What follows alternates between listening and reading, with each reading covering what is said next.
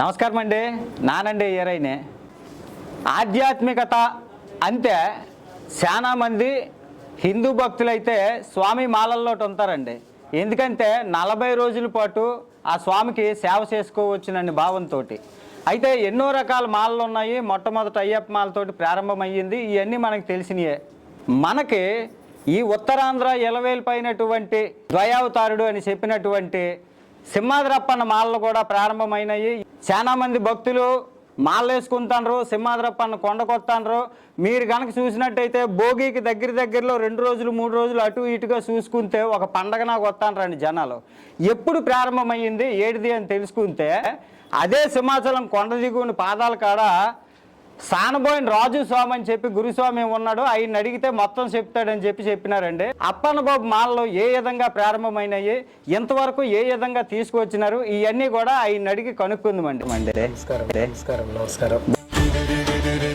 ఏంటి మాలలు వేసుకున్నారు, ఏ మాలలు ఇవి అని అడిగితే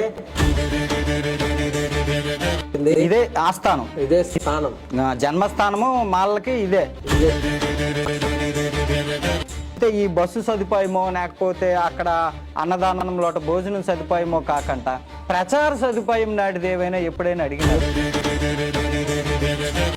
దగ్గర నుంచి ఈ రోజు వరకు సరైన ప్రచారంలోకి అయితే వెళ్ళటం లేదు స్వామి. ఎక్కడో ఒరిస్సా దాకా వెళ్ళి అక్కడ వాల్ పోస్టర్లు కూడా అంటించేవారండి. అంతకు కానీ ఈ మాలల ప్రభావం కనుక వెళ్ళిందంటే లక్షలాది మంది భక్తులు వేసుకుంటారండి. మాలలు ఇస్తున్నారు స్వామి. అయ్యా ఒక మాట అంతా నేటి అనుకోకండి. అంటే మాలలు ఇస్తున్నారు అని మీరు మాలలు వేసుకునేది. మా సురేంద్ర స్వామి దగ్గర గాని, ఇక్కడ నేను గాని, అలాగే ఇక్కడ రామప్పలాయుడు అని కంటపాలలు ఉంటారు స్వామి.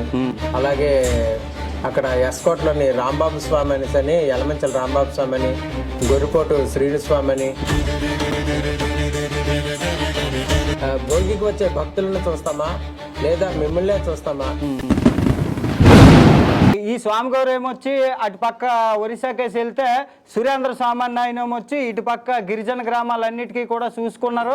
ఎంత గొప్ప సేవ చేసినారు ఇద్దరు కూడా. అది మా అదృష్టం. ఏ యొక్క మాలకు కూడా ఇంత విశిష్టత లేదని నేను భావిస్తున్నాను. చెప్పాలంటే అప్పన్న బాబు మాల వేసుకుంటే మీరు 6 రకాల మాలలు ఒకేసారి వేసుకున్నట్టు 6గురు దేవుళ్ళు ప్రసన్నం కూడా అయినట్టు. అంతే కదండి, భలేగా ఉన్నదండి.